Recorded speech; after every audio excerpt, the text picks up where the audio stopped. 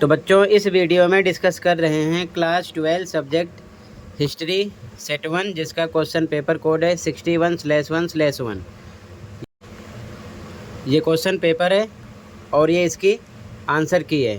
दोनों मीडियम में, हिंदी में, इंग्लिश में complete paper with solution discuss करेंगे। ये लास्ट ईयर का है, काफ़ी क्वेश्चन सेम इसमें से आएंगे क्योंकि सीबीएसई कई सेट प्रोवाइड करता है। तो ध्यान से देख लो, प्रैक्टिस कर लो, ठीक है। जो पेपर हो गए हैं उनके सॉल्यूशन अपलोड हैं, आप प्लेलिस्ट देख लेना, सीधा आ जाओ क्वेश्चन पर, ठीक है। तो ध्यान से देखो, पहला क्वेश्चन है हड़प्पा की लिपि के संदर्भ में निम्नलिखित में से कौन सा कथन सही है। तो पहला, ये लिपि वर्णानुक्रमिक थी, ये गलत है। यह बाएं से दाएं लिखी जाती थी, ये भी गलत है।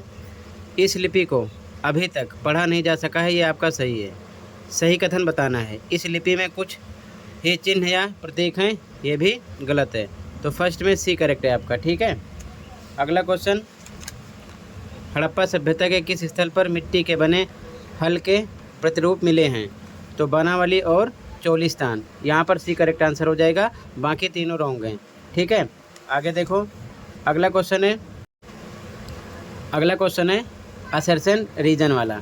तो अभिकथन कह रहा है कि बुद्ध के जीवन काल में और उनकी मृत्यु के बाद भी बौद्ध धर्म तेजी से फैला, बिल्कुल सही।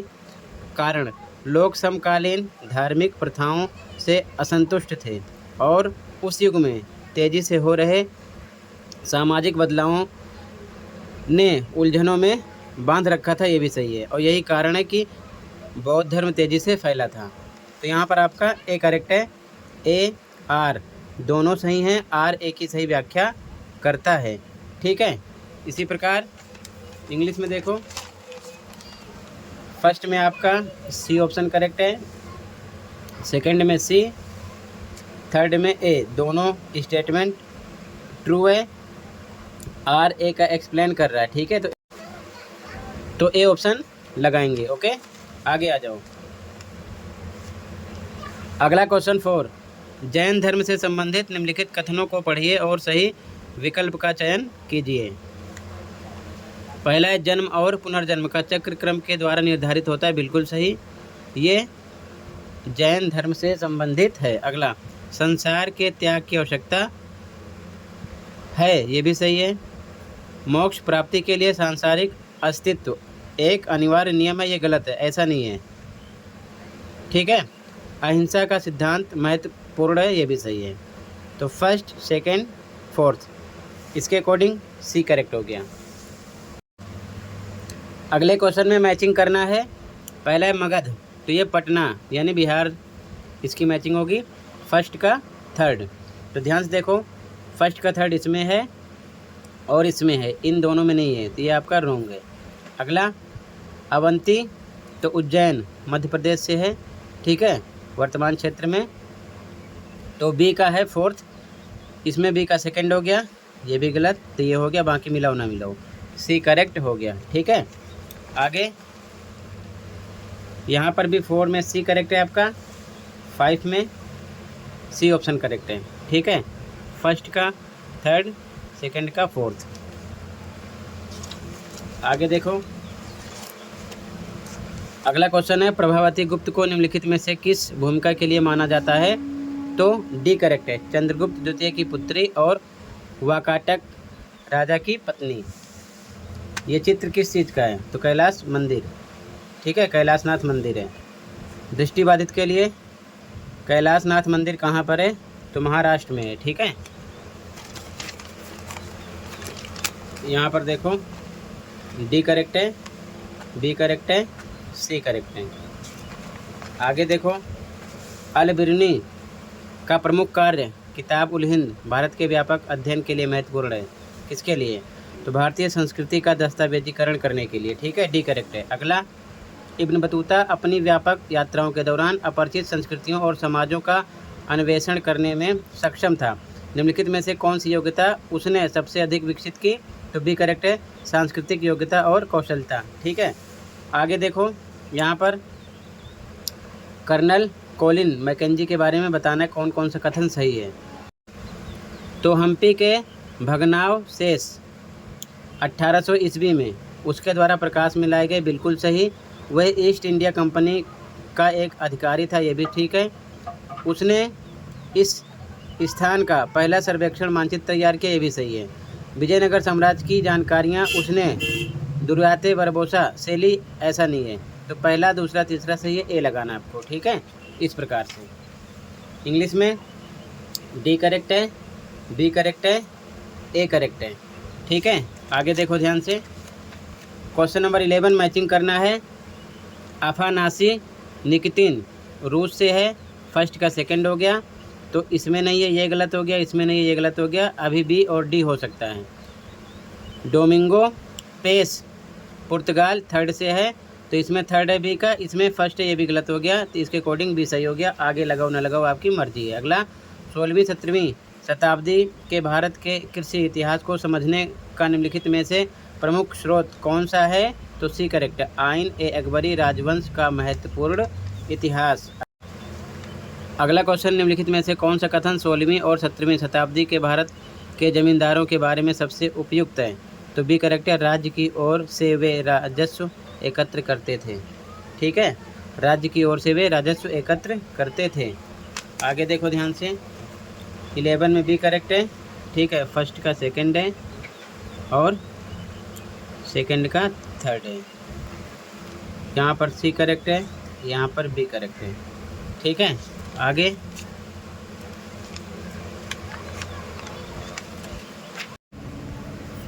क्वेश्चन नंबर 14 है। एक आधुनिक शहर में मित्रों का एक समूह आज के समाज में कबीर की शिक्षाओं की प्रासंगिकता पर चर्चा करता है। कुछ का मानना है कि ये शिक्षाएं अप्रासंगिक हैं, जबकि अन्य समानता और प्रेम को बढ़ावा देने में उनके महत्व को देखते हैं। निम्नलिखित में से कौन सा परिदृश्य आज कबीर की प्रासंगिकता को सबसे अच्छी तरह दर्शाता है? तो कबीर के ऐतिहासिक संदर्भ पर बहस, ऐसा नहीं है। आध्यात्मिकता और अप्रासंगिक बनाने पर चर्चा, ऐसा भी नहीं है। केवल सामाजिक मानदंडों और परंपराओं पर ध्यान, ऐसा भी नहीं है। ईश्वर के साथ सरल संबंध की खोज, डी करेक्ट हो जाएगा फर्स्ट में, ठीक है। अगला क्वेश्चन, निम्नलिखित में से 1855 के संथाल विद्रोह का मुख्य कारण कौन सा था? तो भारी कर और भूमि अधिग्रहण, यही मेन कारण था, बाकी तीनों आपके इनकरेक्ट हैं, ठीक है। अगला क्वेश्चन, 1793 के इस मरारी बंदोबस्त के संदर्भ में विषम की पहचान कीजिए। तो यहाँ पर सूर्यास्त कानून, बर्दमान की नीलामी, 5वीं रिपोर्ट, ये सम हैं, यानी एक जैसे हैं। दक्कन दंगा का आयोग, इसका इससे कोई मतलब नहीं है, तो ये आपका विषम हो गया, यानी सबसे अलग है, ठीक है ना, डिफरेंट है। तो 14 में ऑप्शन डी करेक्ट हो जाएगा, 15 में ऑप्शन नंबर डी, 16 में ऑप्शन नंबर डी करेक्ट हो जाएगा यहाँ पर, ठीक है, इंग्लिश मीडियम में। आगे देखो ध्यान से, क्वेश्चन नंबर 17 है, मैचिंग करना है। शाहमल, तो ये थर्ड से है बड़ौत। अब देखो ध्यान से, फर्स्ट में सेकंड है, ये गलत हो गया। सी वाले में थर्ड है और बी वाले में थर्ड है, ये दोनों हो सकते हैं। यहाँ पर फोर्थ आ गया, ये भी गलत है। ए डी गलत हो गया। अगला देखो, नाना साहब कानपुर, यानी कि डी आपका सेकंड से है, तो डी इसमें सेकंड है, इसमें फोर्थ है, ये रॉन्ग हो गया, तो आपका बी करेक्ट हो गया। बाकी करो ना करो आपकी मर्जी है, ठीक है। अगला, घटनाओं को कालक्रम के अनुसार लगाना है। तो यहाँ पर देखो, सबसे पहले जलियांवाला बाग हत्याकांड हुआ था, ठीक है, 1919 में। उसके बाद में गांधी इरविन समझौता हुआ था, ठीक है। उसके बाद में आपका भारत छोड़ो आंदोलन, उसके बाद में संविधान सभा का निर्माण हुआ था। तो इसके अकॉर्डिंग आपका सेकंड आएगा, फिर फोर्थ आएगा, फिर थर्ड आएगा, फिर फर्स्ट आएगा, ऑप्शन बी करेक्ट हो जाएगा, ठीक है। आगे देखो ध्यान से, क्वेश्चन नंबर 17 में आपका बी करेक्ट है, ठीक है। फर्स्ट का थर्ड था, सेकंड का फोर्थ था, यहाँ पर आपका बी करेक्ट हो जाएगा, ठीक है। आगे देखो ध्यान से, क्वेश्चन नंबर 19, क्वेश्चन नंबर 19 है बच्चों, 1798 में लॉर्ड वेलेजली द्वारा पेश की गई सहायक संधि की मुख्य विशेषता निम्नलिखित में से कौन सी थी? तो डी करेक्ट है, अंग्रेजों द्वारा देशी क्षेत्र की सुरक्षा, ठीक है। फिर से मैचिंग करना है, यहाँ पर आपको सुमेलित जोड़ा पता करना है, ठीक है। तो बी करेक्ट है, संघ शक्ति समिति पंडित जवाहरलाल नेहरू, ये आपका सुमेलित है। इसके बाद में यहाँ पर पहचानना है कि कौन से सदस्य थे। वे संविधान सभा के अध्यक्ष थे राजेंद्र प्रसाद, वे स्वतंत्र भारत के पहले राष्ट्रपति भी थे, ठीक है। तो यहाँ पर आपका 19 में डी करेक्ट है। इंग्लिश में देख लो ध्यान से, 20 में भी है, 21 में आपका डी करेक्ट है, राजेंद्र प्रसाद। ठीक है, अब इसके आगे आप क्वेश्चन देखो पहले ध्यान से, फिर कंप्लीट सॉल्यूशन शो करेंगे इंग्लिश में भी हिंदी में भी। ध्यान से क्वेश्चन को सबसे पहले देखना है, फिर कंप्लीट पेपर की आंसर की शो करेंगे इसी वीडियो में, दोनों मीडियम में। ठीक है, हिंदी में भी इंग्लिश में भी आराम से देखकर कंप्लीट पेपर प्रैक्टिस कर सकते हो। लॉन्ग टाइप क्वेश्चन इसमें से काफ़ी आपको मिलेंगे, क्योंकि सीबीएसई बहुत सारे सेट प्रोवाइड करता है, तो कोई सा भी क्वेश्चन किसी भी सेट में प्रिंट हो सकता है, ध्यान रखना। ठीक है, क्वेश्चन सभी है मोस्ट इम्पॉर्टेंट, ये चीज़ ध्यान में रखना। तो सबसे पहले ध्यान से आराम से क्वेश्चन को देख लो। ठीक है, इसके बाद में आप सॉल्यूशन देखना, दोनों मीडियम में, इंग्लिश में भी और हिंदी में भी, देखकर आप आराम से प्रैक्टिस कर लेना। ठीक है, तो टोटल क्वेश्चन नंबर 34 इतना ही था, ये कंप्लीट हो गया। ठीक है, अब ध्यान से देख लो सॉल्यूशन, पहले हिंदी में फिर इंग्लिश में सॉल्यूशन देखो ध्यान से अब। ठीक है,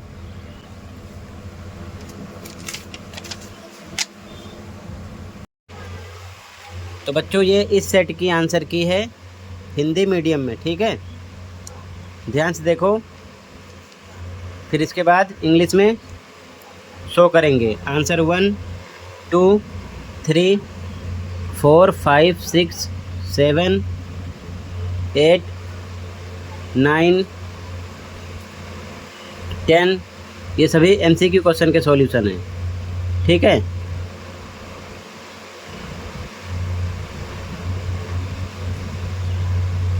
ट्वेंटी 21 तक हो गया था। अब आगे देखो, 22 का आंसर है, क्वेश्चन भी साथ में है, ब्लैक से क्वेश्चन लिखा है। ठीक है, अथवा का क्वेश्चन है, ये सभी पॉइंट है, इसके आंसर है।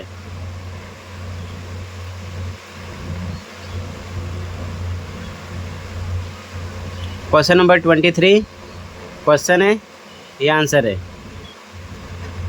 इनमें से कोई 3 याद करना है। ठीक है, 3 पॉइंट।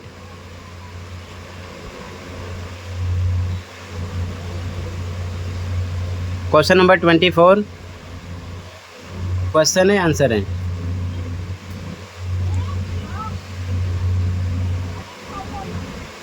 सेट 1 2 3 तीनों में सेम क्वेश्चन का आंसर है। ठीक है, बी क्वेश्चन है, ये आंसर है।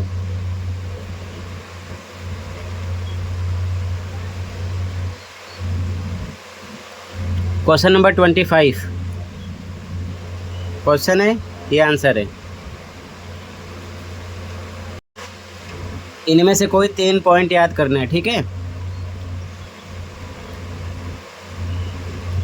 क्वेश्चन नंबर 26 है, ये आंसर है। ये सभी पॉइंट है, कोई 3 याद करना है।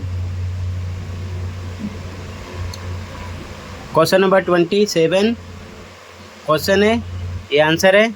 ये सभी पॉइंट है। ठीक है, सेक्शन से स्टार्ट हो गया।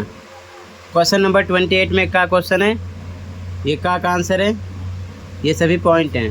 ठीक है, सेट 1 2 3 सेम है, ध्यान रखना। ठीक है, ये सभी पॉइंट हैं, अच्छे से देख लो, याद कर लो।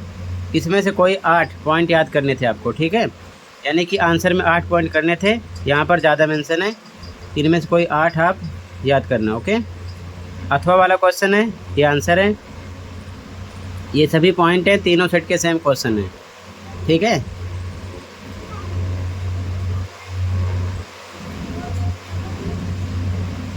क्वेश्चन नंबर 29 ये सभी पॉइंट हैं, आंसर है।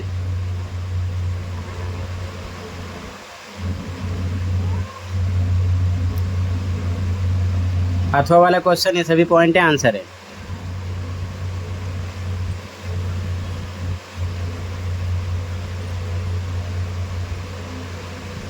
कोई 8 पॉइंट याद करने हैं। ठीक है, क्वेश्चन नंबर 30 में का क्वेश्चन था, ये का आंसर है।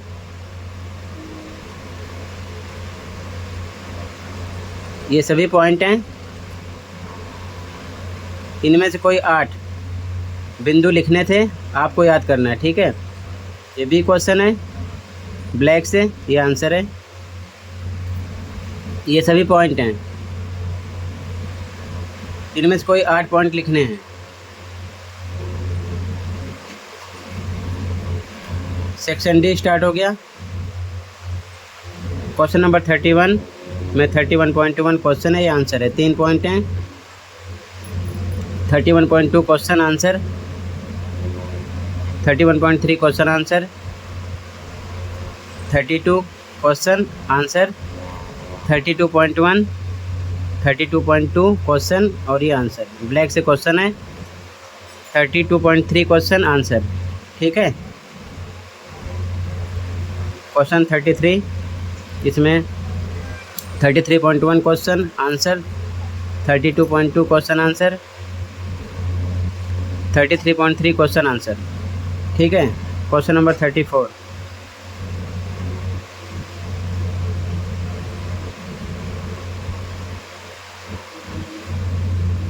ये आंसर है मैप का। ठीक है, टोटल ये कंप्लीट हुआ। अब देख लो आप इंग्लिश मीडियम में। ठीक है, हिंदी में कंप्लीट हो गया, इंग्लिश में देखो। तो बच्चों यहाँ से अब इंग्लिश मीडियम में आंसर की स्टार्ट हो रही है। क्वेश्चन पेपर कोड है 61/1/1। ठीक है, ध्यान से देखो। आंसर फर्स्ट में सी था, सेकंड, थर्ड, इसी प्रकार ये सभी MCQ क्वेश्चन के सॉल्यूशन है 21 तक। ठीक है, ध्यान रखना सेट 1 2 3 तीनों में सेम क्वेश्चन है। ठीक है, क्वेश्चन आगे पीछे हो सकते हैं, ध्यान से देख लेना। 22 में एक क्वेश्चन है, ब्लैक से मेंशन है, आंसर है, सभी पॉइंट हैं। इनमें से कोई 3 पॉइंट आपको याद करने थे क्योंकि 3 मार्क्स का था ये ना, इसलिए। ठीक है, बी क्वेश्चन है, बी का आंसर है, इनमें से कोई 3 पॉइंट। ठीक है, आपको याद करने थे। क्वेश्चन 23, ये सभी इसके पॉइंट हैं। ठीक है, यहाँ तक एनी 3 कोई 3 पॉइंट याद करना था। क्वेश्चन नंबर 24 में एक क्वेश्चन है, ये इसका आंसर है, ये सभी पॉइंट हैं। बी क्वेश्चन है, ये इसका आंसर है, ये सभी पॉइंट हैं। ठीक है, 25 क्वेश्चन, ये इसका आंसर है।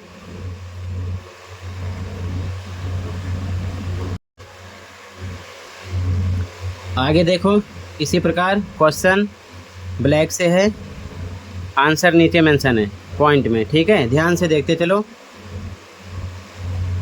NCERT बुक में ये पेज नंबर मेंशन है, पढ़ सकते हो ज़्यादा डिटेल के लिए। क्वेश्चन नंबर 28, ये आंसर है, ये सभी पॉइंट हैं इसके। ठीक है, आराम से देख लो। 8 नंबर का क्वेश्चन था, इसमें कोई 8 पॉइंट लिखना था। ठीक है, और वाला क्वेश्चन है, ये आंसर है, ये सभी पॉइंट हैं इसके। ठीक है, क्वेश्चन नंबर 29 क्वेश्चन, ये सभी पॉइंट हैं, आंसर है। ठीक है, और वाला क्वेश्चन, ये सभी पॉइंट हैं, आंसर है। क्वेश्चन नंबर 30 ब्लैक से क्वेश्चन है, ये सभी आंसर के पॉइंट हैं। और वाला क्वेश्चन, ये आंसर है। आगे देखो, सेक्शन डी स्टार्ट हो गया। क्वेश्चन नंबर 31.1 क्वेश्चन ब्लैक से है, आंसर है। 31.2 question answer, 31.3 question answer. Question number 32.1 question answer, 32.2 question है, ब्लैक से, ये आंसर है। ठीक है, 32.3 क्वेश्चन,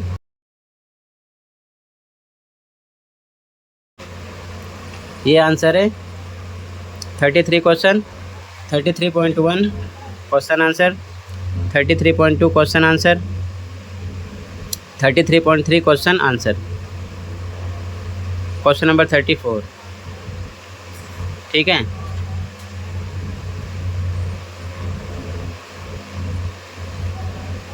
आंसर है 34 का, मैप का। ठीक है, यहाँ पर मेंशन है। टोटल ये कंप्लीट हुआ। प्रैक्टिस कर लो, मिलते हैं अगली वीडियो में। Thank you for watching and take care. Okay.